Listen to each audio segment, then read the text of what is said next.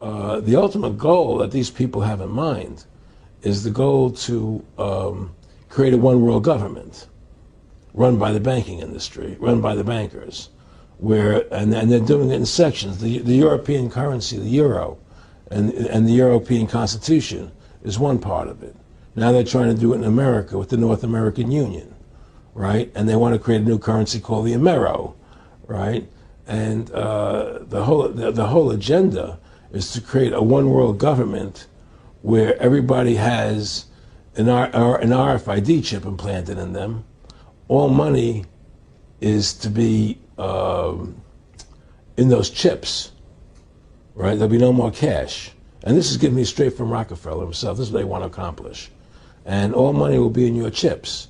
And so instead of having cash, anytime you have money in your chip, they can take out whatever they want to take out whenever they want to. If they say you owe us this much money in taxes, they just deduct it out of your chip digitally. Total control. Total control. And if you're like me or you, and you're protesting what they're doing, they can just turn off your chip. And you have nothing. You can't buy food. You can't do anything. It's total control of the people. And that chip's connected to a database that has your purchasing records, what you do, what everything, you sell. Everything is in there, you know? And so they want a one world government controlled by them, everybody being chipped, all your money in those chips, and they control the chips, and they control people, and you become a slave. You become a serf to these people. That's their goal. That's their intentions. Eric, can you be specific about when you met Rockefeller, how it happened in these discussions? I met Rockefeller through a female attorney I knew who called me up one day and said, one of the Rockefellers would like to meet you. I had made a video called Mad as Hell, and he'd seen the video and wanted to meet me and knew I was running for governor of Nevada. So sure, I'd love to meet him. And I met him and I liked him, and he was a very, very smart man. And we used to talk and share ideas and thoughts. And he's the one who told me 11 months before 9/11 ever happened that there was going to be an event. Never told him what the event was going to be, but there was going to be an event. And out of that event, we were going to invade Afghanistan to run pipelines from the Caspian Sea. We were going to invade Iraq, you know, to take over the oil fields, establish a base in the Middle East, and make it all part of the New World Order. And we'd go after Chavez in Venezuela. And sure enough, later 9/11 happened. And I remember he was telling me how how you're going to see soldiers looking in caves for people in Afghanistan and Pakistan and all these places. And there's going to be this war on terror, which is no real enemy. And the whole thing is a giant hoax, you know, but it's a way for the government to take over the American people. He told you it was going to be a hoax. Oh, yeah. Oh, yeah. There's no question. He says, there's going to be war on terror. And he's just laughing. There's no... Who are we fighting? I mean, why do you think 9/11 happened and then nothing's happened since then? Do you think that our security is so great here that these people who pulled off 9/11, who were able to, can't knock down another plane? Come on, it's ridiculous.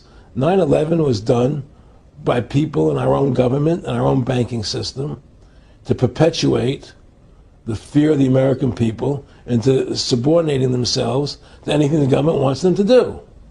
That's what it's about, and to create this war, this endless war on terror. And that's why and that was the first lie. And the next lie was going into Iraq, you know, to get Saddam Hussein out with his weapons of mass destruction. That was the next lie.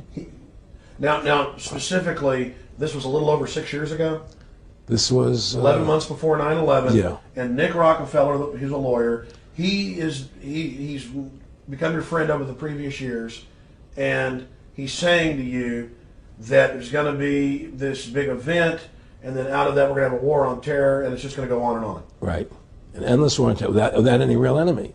That you can never, so you can never define a winner. And did he say that it's going to be perfect because you can't define an enemy? It just goes on and on? Yeah, because you can't define a winner. There's no one to beat, so it goes on and on forever. And they can do whatever they want. They scare the hell out of the American public. Look, this whole war on terror is a fraud. It's a farce. It's very difficult to say it out loud because people are intimidated against saying it. Because if you say it, they want to make you into a nutcase. Let's But be the truth has to come out. That's why I'm doing this interview. The fact of the matter happens to be that the whole war on terror is a fraud. It's a farce. Yeah, there's a war going on in Iraq because we invaded Iraq. And people over there fighting, you know.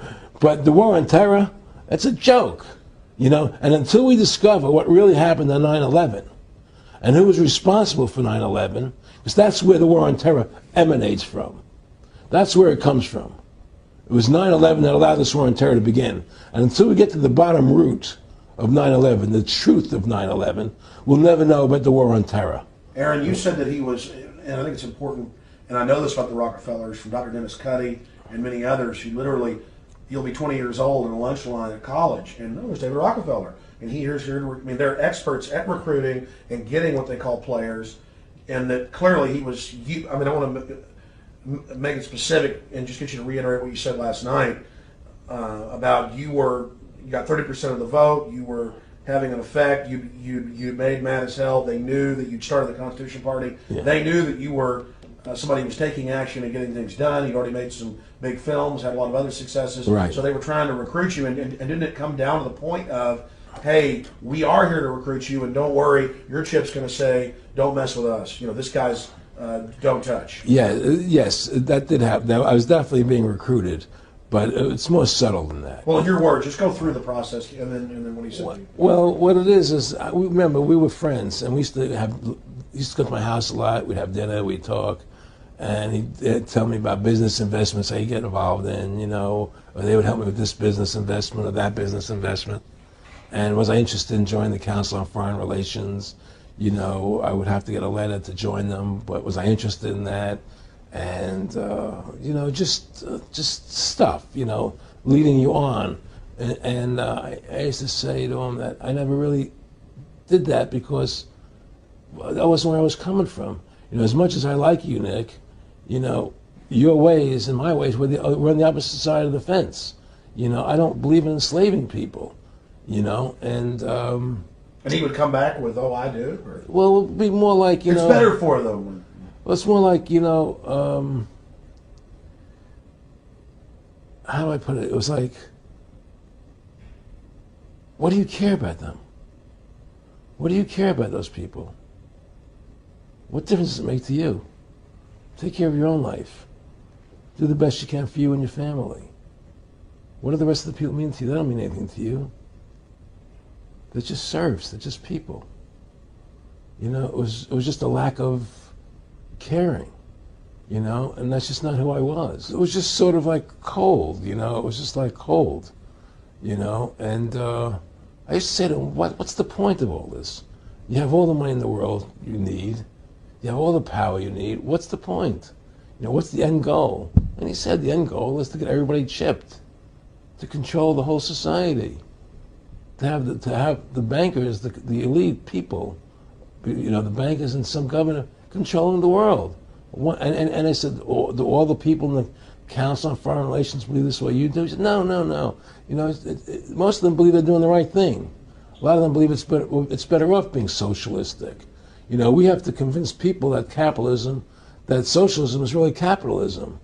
Because America's becoming a socialist country. It's a communist country today. Well, one of the things they told me was that he was at the house one night, and he would talk, and he started laughing. He said, Aaron, what do you think women's liberation was about? And I said, I had pretty conventional thinking about it at that point. I said, I think it's about women having the right to work, getting equal pay with men, just like they won the right to vote, you know? And he started to laugh. He said, you're an idiot. And I said, why am I an idiot? He said, let me tell you what that was about. We, the Rockefellers, funded that. We funded Women's Lib, you know? And we're the ones who got all over the newspapers and television, the Rockefeller Foundation. He says, and you want to know why? He says, there were two primary reasons.